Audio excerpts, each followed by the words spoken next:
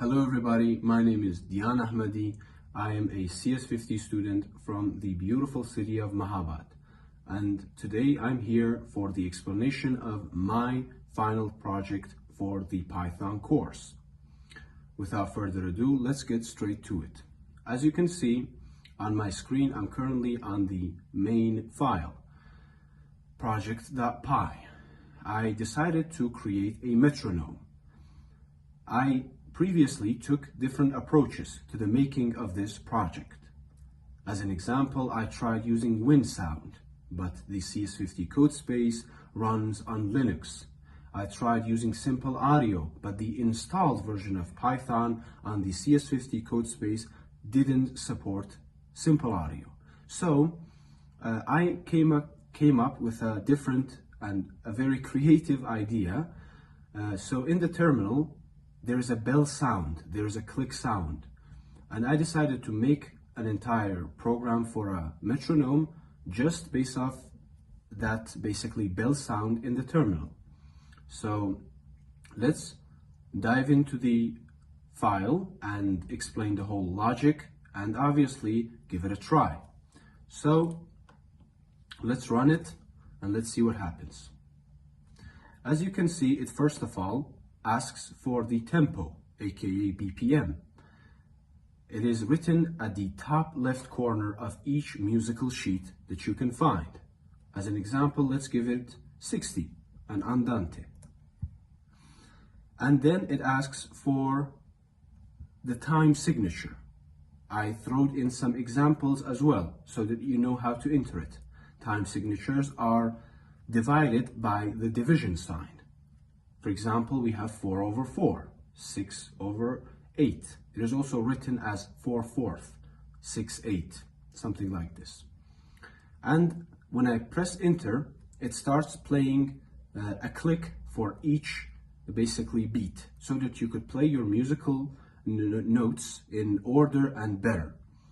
I'm currently wearing headphones. You might not hear it, but obviously it works, and I've tried it without headphones, but let's give it a try. Yes, and it's supposed to say accent. Very well, it works, and I can currently, as I'm speaking, hear the click sounds. So as it's running, let's explain the whole logic behind the file as well. There are 4 helper functions and 1 main function. The first one, the play click function, plays the bell sound in the terminal. The second function, the play metronome, in my opinion, was the most difficult function to code. Why? Because it handles timing, and it also has this try and accept loop, which uses keyboard interrupt error, and it took me quite a while to come up with the whole logic behind it. Now, what does it do and what it is? When you're basically done with using the portable metronome, you simply hold Control and C, and the metronome stops. As you can see on my screen, it says metronome stopped. This is what this try and accept loop does. You run the program and then you stop it by doing so. The 2 functions here, the get tempo and the get time signature, are handling inputs. They ask the user for 2 inputs. As we saw previously, it asked us to enter the tempo and the time signature. And obviously we have the main function and the calling of the main function in a specific way. Because basically we have another test file as well. We cannot just call the main file. The main function. And also, as we can see, it handles everything together and it wires everything together. Just how a main function works in every Python program. It worked perfectly, and it has quite a neat logic behind it. I previously took different approaches, as I mentioned. Basically, I tried using WinSound, I tried using Simple Audio, but this was the most creative and the best idea. We tested it, and speaking of testing, let's see the test project file as well. For this basically file, I decided to import the built-ins. And why? Because of these two lines of code, and more specifically, the monkey patch. When we talk about test files, we must understand how they work, and we must understand the logic behind them. It is not a user testing it, it is a program testing it. Then that is exactly what the monkey patch does. Obviously using lambda functions as well with it, alongside with it.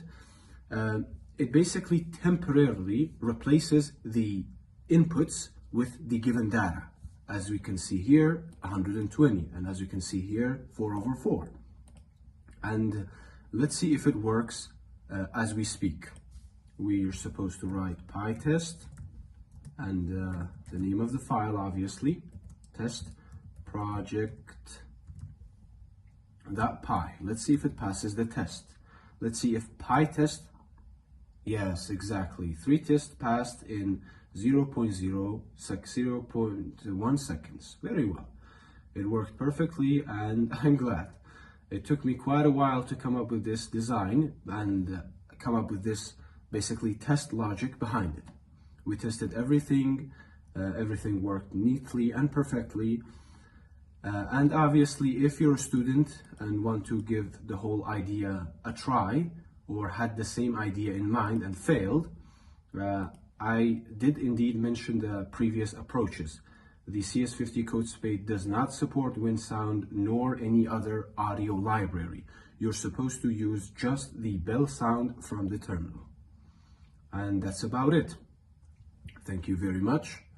It's been a pleasure, and best of luck to you all. You have yourself a blessed, let's say, whatever time of day you're in. Goodbye.